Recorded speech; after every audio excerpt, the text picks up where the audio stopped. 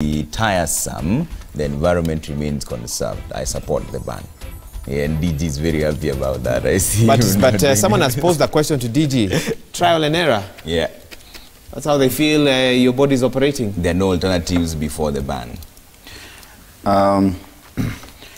This is not a government's own initiative. And I'm sorry if we look like that is how we are acting. But I have explained myself how we got ourselves into this hole. Yeah.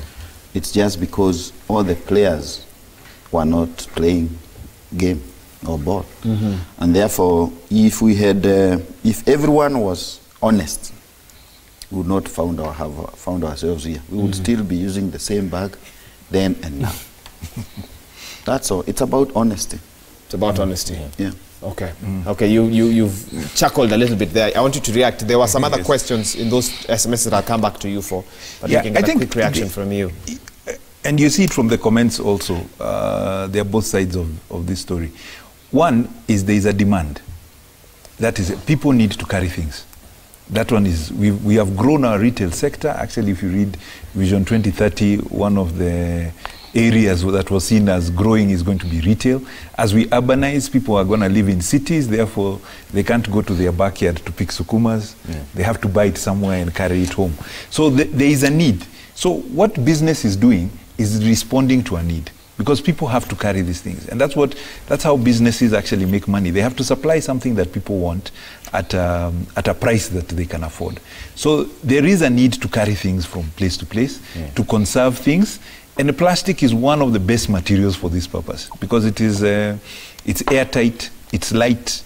In fact, one of the issues that was raised there by the SMSs is that actually the carbon footprint, because I think we have this argument with environmentalists, when you talk about plastic, there is a littering problem, and litter can be resolved. But carbon footprint-wise, plastic performs better than glass, better than paper, better than most materials, because it doesn't use water, it doesn't, even the production of it is very cheap, it's very light. Yeah. So if you have to carry things in plastic, it is cheaper than carrying them in a wooden box. So it has so many benefits. But the littering is the issue. How do we avoid the littering, which is a human and social issue? Yeah. Because we can put litter somewhere else. If you take countries like Europe, Europe, for instance, uses 10 times more plastics per capita than us. But you don't find plastic flying around on the street. No, okay. You won't. It's because there is a social, and it's a social discipline. It's not a government discipline. There is no policeman walking around telling people to put things in the bin. People grow into that social thing of throwing rubbish away. And it is not, I think this is where also with government we say things take time. Even in the US, for instance, the whole idea of littering, the phrase litter bag came about in the 60s because some company said, let's reduce this litter. And they said, don't be a litter bag. And people stopped littering. So you can start those campaigns are what we really need to be focusing on. What do we do with the plastic after we've used it? Otherwise, people still need to use it, and the uses are useful. And the uses are useful for the planet. It's not just for manufacturers. They are useful for the planet because, like he's mentioned, what do we do with trees? We are going through a drought. We've banned cutting of trees at the moment. There are big costs related to this thing. So it's a whole, look at the whole carbon footprint and the whole environmental impact of a bag. Okay. Let's talk about PET bottles now for a bit. Yeah. Is there a ban coming up on that one as well? Let me just comment something before I go. Okay. It's always a convenient spot to hide when we are talking about alternatives. Yeah. The carbon footprint and the tree. But I want to say that the space that alternatives are going to occupy, paper will be a very small part of it. Most of it will be natural products like reeds, grass, things that we don't use, which are decaying and going into waste, which we could use. Even recycling, for example, cotton and many others. Having said that, then what is important is the whole collection of alternative or possible alternatives. When we bring them to the table, we create an economy which is also distributed to a larger population of Kenyans than just a few manufacturers or retailers or whoever, who a lot of the time tend to tell us what Kenyans need, and really that may not be the case. PET bottles, what can I say? Well, we are talking. I know that what you have commented on or alluded to is that there was a looming ban. And yes, there was, because at the time, but I want to say that we knew what we were doing. The government knew what it was doing since 2017 when they banned single-use plastic and flat and carrier bags and exempted PET, because they gave industry the opportunity to manage PET and the products. The PET has... Are they managing them? Your guess is as good as mine. No, you're the regulator. You're the one with oversight. You have a view. You have people on the ground. What are you hearing? We see the bottles on the road and in sewers. Not to our satisfaction. Okay. But they are doing it, not to our satisfaction. Not how we would like them to do it where we reach. But we have been patient with them, at the same time observing and working with them. There is lots of opportunity economically, socially, and environmentally to be able to recycle, because this is an economy which is unique the world over. I want to say that other nations have started already carving into that or eating into the PET sector. When we did the plastic carrier and flat bag ban in 2017, we were told that, well, this is one of the most retrogressive laws that we have ever seen and all that. Can you see what Europe is doing? And then what we've had, what did Europe do last month? What are other nations doing? What Kenya did 1.5 years ago, almost 2 years ago, is what other developed nations are doing now.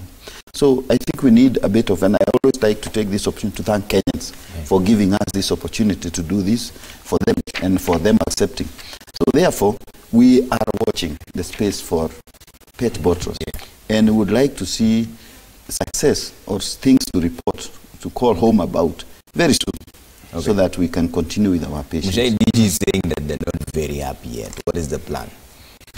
Well, and you mentioned PETCO earlier on, but PETCO, yes. What happened last year? We signed about a year ago, actually. We signed a framework of cooperation with the Ministry of Environment and Forestry, where we agreed on 4 action points that we were going to deal with: some cleanups, the formation of PETCO, education, and also research on what is going to be done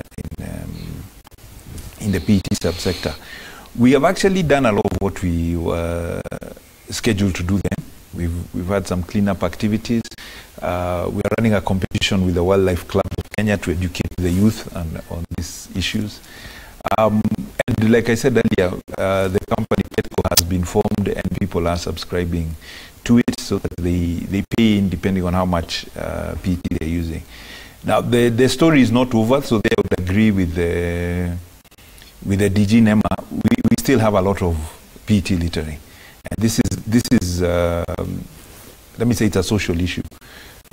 Like we were saying before, this is about people learning. Even this week I was driving somewhere in town, even not even far, and still seeing people in a reasonable car throwing things out. And I'm like, if you kept it in your car and carried it, it's not going to cost more. It is not going to take up more just space. Take it to the nearest bin you're going to find, and that is okay. Where I think we are asking also for support, and I think we say that this is not an issue. Plastic waste is not an issue that is going to be solved by manufacturers by themselves. And I think users now, like we saw from some of your calls and your SMSs, users start realizing that, hey, you take responsibility for these things. That's or right. The regulator comes. So there's the users, the consumers, the manufacturers, and the government. I mean, for example, I'm sorry to interrupt you, we know that at the coast, some hotels are even banning the use of plastic bottles now, and straws in their establishment. And straws, yes. So they can work on that. But there is also what happens to the waste when it is collected. It is up to us to decide what to do. Waste management, for instance, which has been one of the vexing issues under our new constitution, waste, garbage, etc. is a county responsibility. But we know so far the counties, for some reason, they thought that having a governor's house was a bigger priority than dealing with waste in their counties. And at the same time, you have to you are urbanizing, so waste is going to grow. It's not going to get less, because our national policy is to urbanize. So we need systems to do this. At the moment, we have 2 dump sites. We have one in Mombasa, I think 2 big ones, and Dandora, which are overflowing actually way beyond what they're supposed to be doing. And of course, even landfill is not the best way to deal with waste. It's not even the best way. But we are not doing much in policy that sense. So that's where we're saying with government also, you need to look what is your part in this process. How can we get the counties to start dealing with these things? One of the issues we raised under our framework of cooperation, for instance, for recyclers who are now working with us also, when they collect waste PET bottles, say in Nakuru, to bring them to Nairobi, they are being charged cess. Okay, they're being charged cess for collecting waste, and they are bringing it for recycling. So we are helping the county deal with its waste, but you have to pay to help them deal with their waste. Okay. So there are things like that where we think national government can also assist us, because it is not going to be just the manufacturers who resolve this problem. We need both government and consumers in terms of responsible behavior to do this. Counties also and other small businesses. Yes. One of the areas we've been pushing, for me it's a personal one, is if you take Kigali for instance, and Rwanda we are told is very clean.